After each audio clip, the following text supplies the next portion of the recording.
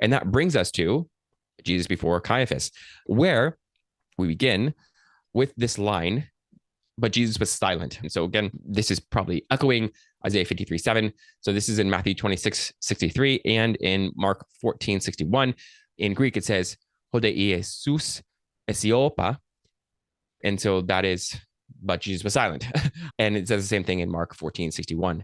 So we have this same kind of context here, right? Where there's something that's compelling Jesus to speak out for himself, but he doesn't, right? And so he would not open his mouth, even though he had reason to, namely being on trial and facing death. So then we come to Caiaphas' question. It says, I'll read it in Greek. I'll just read the relevant part here, just for the sake of time. Tell us, e su e ho Christos ho huios tu theou. So this is just read from Matthew's version. Tell us if you are e su e ho Christos, if you are the Christ, ho huios tu theou, the Son of God. Okay. Again, Mark's version is very similar. They ask him if he is. They ask him, su e ho Christos ho huios tu euloge tu. This is very similar. Are you the Christ, the Son of the Blessed? So in Matthew's version, we have the Son of God, and in Mark's version, we have the Son of the Blessed. And that's probably just a circumlocution for God's name in the mouth of Caiaphas. So Caiaphas doesn't want to say God, he says blessed, and that's a reference to God. Okay, so pretty much the same thing. Luke's version omits the son of clause or the son of phrase. And so it just says, e su e ho Christos. They ask him whether he is the Christ. So this is the question. What is very interesting is that Caiaphas here is equating Christos, the Christ, with Son of God. Okay, so that's going to be interesting when we look at Jesus' answer. But this also suggests a certain meaning for the phrase Son of God, right? It seems like Caiaphas is making Christ and Son of God equivalent. Now, there's all kinds of debate about this that I don't want to get into. But just to point out that in this case, at least, it might not be that Son of God means ontologically God's Son in the same way that other texts might mean Son of God. Again, I'm not saying that Son of God always means Christ or vice versa, right? But in this case, with Caiaphas, he seems to be equating Christ and Son of God. And then Jesus gives this reply, and he quotes Daniel 7, and he calls himself the Son of Man. And immediately, so now we're moving to the reply here. Immediately, Caiaphas tears his clothes and says, this is blasphemy. So he actually, Jesus doesn't call himself. He's asked whether he is the Christ, the Son of God. And then he says, oh, I'm actually the Son of Man, which seems to suggest that the Son of Man here is a title that Jesus is using that would place himself maybe even above the Christ or the Son of God in Caiaphas's mind, at the very least equivalent to. So let's look more deeply at Jesus' response. So in Matthew 26:64, Jesus responds, su epas. So this is translated normally, you have said so, or you have said, okay?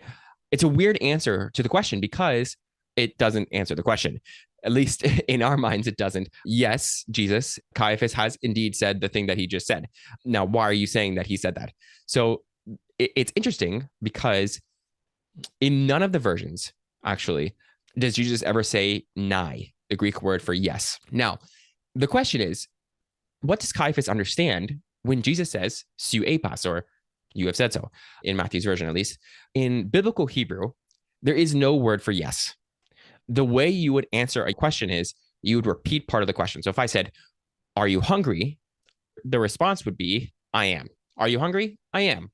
And that's just how you affirmed a yes-no question. So there was no word for yes. That seems to be what's going on here.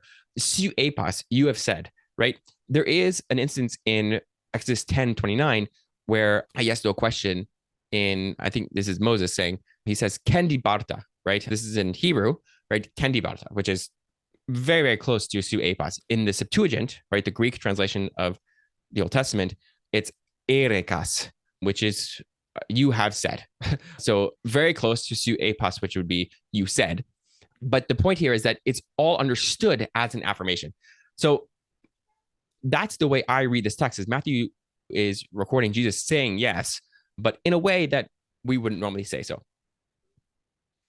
In Mark 14 and Luke 22, so in Mark 14, Jesus begins with ego eimi. And so this could be an implicit reference to, so ego eimi would be I am. Okay. So first of all, this could just be an answer to the question. Okay. That's on the table. Are you the Christ? I am. Again, that's perfectly normal. But it is also could be, probably is, I would say, an allusion to Exodus 3, where God gives his name as ego eimi, same two words, hoon in Greek. That's what it would be in Greek. It would be ego eimi hoon. So Jesus gives the beginning of the I am who I am saying in Greek as a response to Caiaphas' question about Jesus being the Christ or the Son of the Blessed. So if Jesus is alluding to that, it's even stronger than just su epas. It's not just an affirmation. He's connecting himself with Yahweh, right? That's what he would be doing.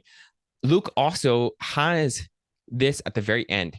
Humes legate hoti. That is, you guys say that I am. Okay. So again, it could just be that he's affirming, you guys say that I am, and indeed I am. But the fact that there is this ego eimi could be an allusion to Exodus 3 with God's name being I am who I am. Now, what is really interesting about this is in Matthew's version and Luke's version, is in the beginning of this quote, or just before this quote about Jesus being the Son of Man, there's this temporal phrase. In Matthew, it's ap arti, and in Luke, it's apo tu nun. So both of these mean from now on.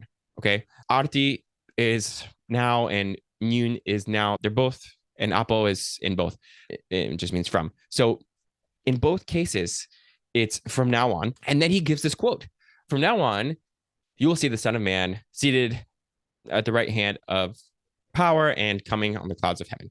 Okay. That's the quote in Matthew that follows from now on. What is very odd about this is obviously Jesus is on trial for his life, right? And so he is saying from now on, when he is speaking, the Son of Man is going to be ruling. He's going to be at the right hand of power, right? And coming on the clouds of heaven. Everyone would have understood that to mean he's in charge. I mean, it's a quote of Daniel 7, where the Son of Man is, again, at the right hand of God, and he's ruling and reigning. And so Jesus seems to suggest here that from this point forward, he is reigning and ruling in a different way. From this moment on, they're going to see the Son of Man reigning. And so when you put that perspective into the Passion narrative, this is the way he rules and reigns. This is the whole point, is that he rules and reigns through his death. And it starts at Jesus' trial. So this is a huge statement, super interesting, but also shows you the kind of king and kingdom that Jesus is bringing.